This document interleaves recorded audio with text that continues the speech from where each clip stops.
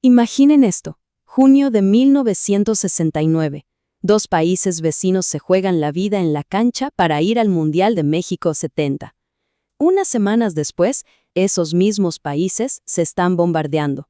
Así de rápido escaló todo.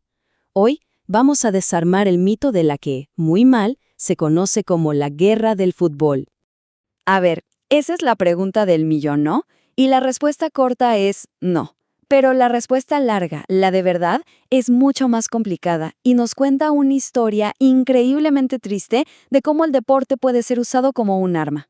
Si uno se queda con los titulares de la época, la historia parece sencilla. Unos goles por aquí, unas faltas por allá, la pasión se desborda y ¡pum! Bombas, invasiones. Pero esa historia, la que es fácil de contar, se queda muy corta. Para entender lo que de verdad pasó, tenemos que salirnos del estadio, olvidarnos de la pelota por un momento. El partido fue solo la chispa que encendió la mecha, pero la pólvora llevaba décadas acumulándose en los campos, en las fronteras, una bomba de tiempo social a punto de estallar. Y aquí empieza la verdadera historia, no con futbolistas, sino con campesinos. El origen de todo fue un desequilibrio brutal entre estos dos países hermanos. Aquí se sembraron las semillas de lo que vendría después.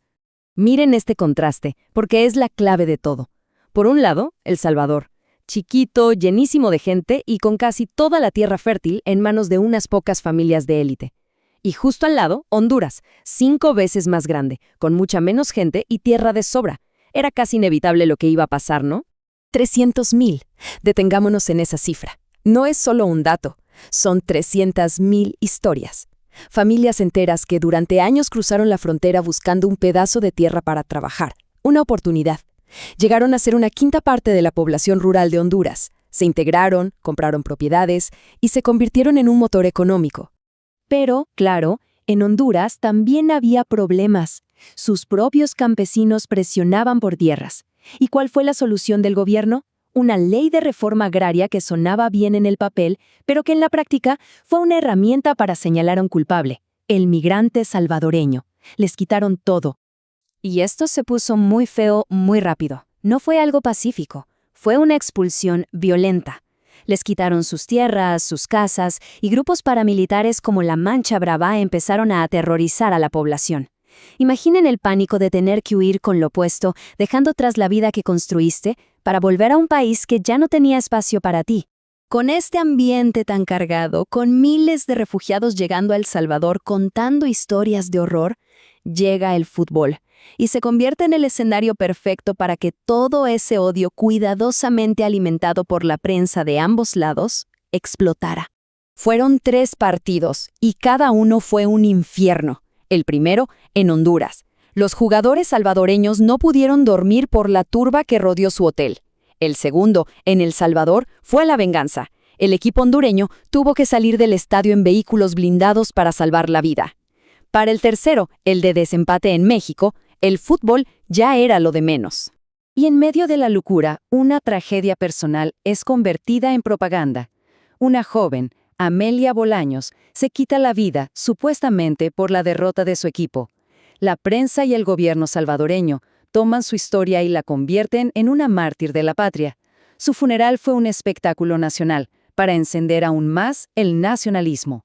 La prensa, en ambos países, se quitó la careta, se convirtieron en máquinas de propaganda. Los titulares eran brutales, invasores, asesinos. El objetivo era claro: deshumanizar al vecino, convertirlo en un enemigo al que había que destruir. Y aquí, el punto de no retorno. El mismo día que El Salvador gana en la cancha, el gobierno rompe relaciones diplomáticas con Honduras. El resultado del partido fue la excusa final. La guerra ya era inevitable. El 14 de julio de 1969, la olla de presión finalmente estalló. Comenzó una guerra corta, pero brutal. 100 horas de fuego que cambiarían la región para siempre. El Salvador atacó primero y por sorpresa. Su fuerza aérea bombardeó puntos estratégicos y su ejército, que era más grande, avanzó rápido por tierra. Parecía que la victoria sería fácil. Pero Honduras jugó una carta inesperada y brillante. Su pequeña fuerza aérea se concentró en un solo objetivo: las refinerías de petróleo de El Salvador. les cortaron el combustible, y sin gasolina, la maquinaria de guerra salvadoreña se detuvo en seco.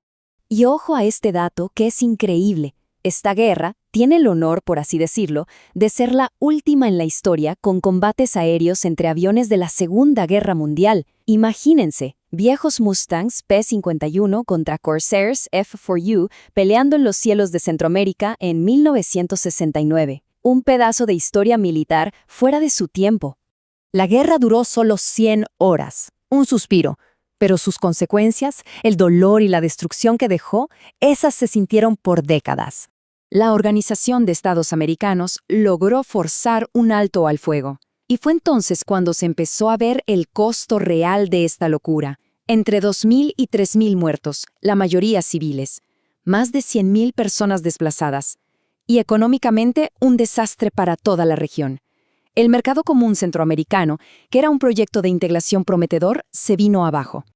Para El Salvador, lo peor estaba por venir. La llegada de todos esos refugiados a un país que ya estaba sobrepoblado y sin tierras fue una catástrofe social.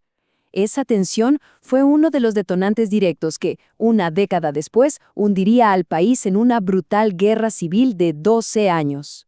Por eso el nombre, Guerra del Fútbol, aunque es muy sonoro, es también muy injusto, porque reduce una tragedia humana enorme, causada por problemas de tierras, migración y manipulación política, a una simple pelea por un partido. Y no fue eso, para nada. Esta historia nos deja una lección terrible y muy actual. Cuando los políticos usan la bandera y el deporte para distraer de los problemas reales, para ocultar su propia incapacidad de gobernar, ¿quiénes pagan siempre la cuenta? La gente común, los que solo querían vivir en paz.